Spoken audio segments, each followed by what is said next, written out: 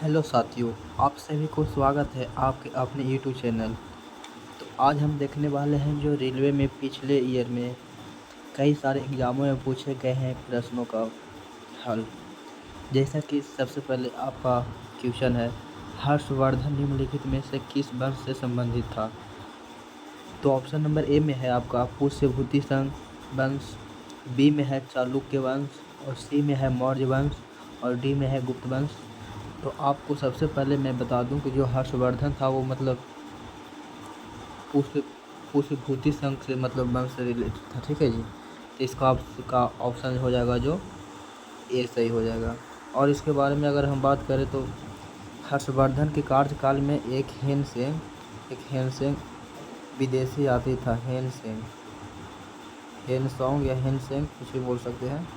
हेनसोंग एक यात्री था जो विदेश का रहने वाला था। वो इसी के कार्यकाल में यहाँ भारत के लिए आया था। ठीक है, चलिए अब चलते हैं अगले प्रश्न की ओर। अगला प्रश्न है आपका, भारतीय राष्ट्रीय कांग्रेस की पहली महिला अध्यक्ष कौन थी?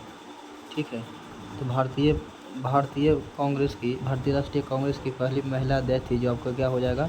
ऑप्शन नंबर ए में है Annie Besant, option number B में है Sarojini Naidu, option number C में है Indira Gandhi, option number D में क्या है सुचेता कृपलानी।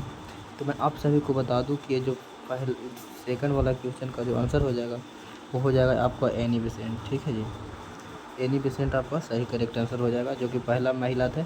हाँ, ये ध्यान रहे कि ये जो पहला महिला थी लेकिन ये भारतीय महिला नहीं थी। भारतीय महिला अगर पूछे तो ऑप्शन आपका ये नहीं होगा, एनी बेसेंट नहीं होगा। एनी बेसेंट भारत के रहने वाले नहीं थी। ठीक है जी, हाँ, तो आपका करेक्ट आंसर ए हो जाएगा। अगले प्रश्न की ओर चलते हैं। अगला प्रश्न क्या है, मौर्य साम्राज्य के संस्थापक कौन थे? यानी कि जो मौर्य वंश था या साम्राज्य था उसका स्थापित किसने किया था? ठीक है, चलिए, तो इसका संस्थापक कौन है? बिंदुसार हो गए, अशोक हो गए, चंद्रगुप्त हो गए, समुद्रगुप्त हो गए। तो आपका सही आंसर हो जाएगा चंद्रगुप्त मौर्य। ठीक है, ऑप्शन नंबर सी आपका सही है।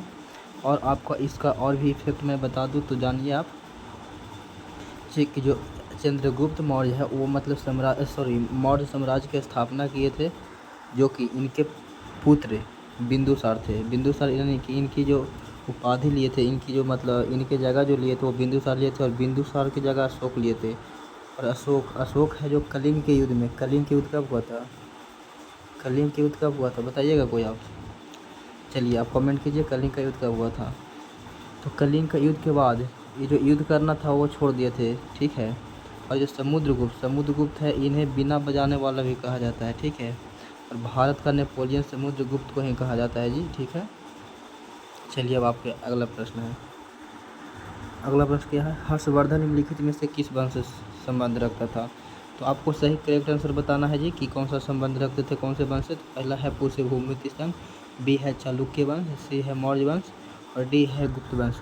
आप सभी को ये जरूरी ध्यान रहे भाई जाए कि ये सारे क्वेश्चन मैं करवा रहा हूँ ना भाई, वो ये आरआरबी के रेलवे के कई एग्जामों में पूछा गया, कोई ना कोई एग्ज़ाम में कभी ना कभी पूछा ही गया है। आप जैसे कि आप इसका देखिए NTPC स्टेज 2 में पूछा गया है, का 12/6/2022 को पूछा गया है। ठीक है, शिफ्ट सेकंड में। तो आप अच्छे से पढ़िए, PYQ लगा लीजिए। PYQ लगाइएगा तो आपको एग्ज़ाम में क्वेश्चन करना आसान हो जाएगा जी। ठीक है, चलिए इसका सही आंसर क्या हो जाएगा। चलिए इसका सही आंसर आपको बता दूँ तो पुष्यभूति वंश हो जाएगा, पुष्यभूति वंश हर्षवर्धन। ठीक है जी, हर्षवर्धन के। और एक बात और बता दूँ कि जो हर्षवर्धन के कार्यकाल था उसी टाइम हर्षवर्धन के कार्यकाल में ही एक यात्री आया था जो यूनान का रहने वाला था। उस यात्री का क्या नाम है बताइएगा आप लोग। चलिए, अगर आपको आता है, पहले से आता है तो आप कमेंट कर लीजिए, अदरवाइज़ मैं बता ही देता हूँ। ठीक है, तो इसका ऑप्शन नंबर ये तो सही है, लेकिन इसके बारे में और भी बताना चाहूँ तो वो जो यात्री आया था वो हेनसोंग था जी। ठीक है, याद रखिएगा, हेनसोंग, जो कि यूनान का रहने वाला था, इन्हीं के कार्यकाल में आया था। ठीक है, और मैं आपसे एक और सवाल पूछा था जी, जो शायद आप आंसर अभी तक नहीं दिए हैं। अगर आप पहले से भी आंसर जानते हैं तो उसका कमेंट करिए। पूछे थे कलिंग का युद्ध कब हुआ था? ठीक है, कलिंग का युद्ध, कलिंग का युद्ध। ठीक है जी, कलिंग का युद्ध। तो आप सभी को बता दें कि कलिंग का युद्ध हुआ था जो कि 713 ईस्वी में हुआ था, 713 ईस्वी में। हरियाणा में एक कलिंग युद्ध है, सॉरी उड़ीसा में एक कलिंग जगह है, वहीं पे युद्ध लड़ा गया था किनके द्वारा? तो ये लड़ा गया था अशोक के द्वारा जी। ठीक है, तो ये अशोक के द्वारा लड़ा गया था कलिंग का युद्ध। तो आज के लिए बस इतना ही। आप मिलते हैं हम अगले टॉपिक में, जो कि अगला स्टेज लाएंगे, वो PYQ से ही रिलेटेड रहेगा जी। तो आप अगले वीडियो के लिए हमारे चैनल को सब्सक्राइब कर दीजिए और हमें सपोर्ट कीजिए। जय हिंद, जय भारत, वंदे मातरम।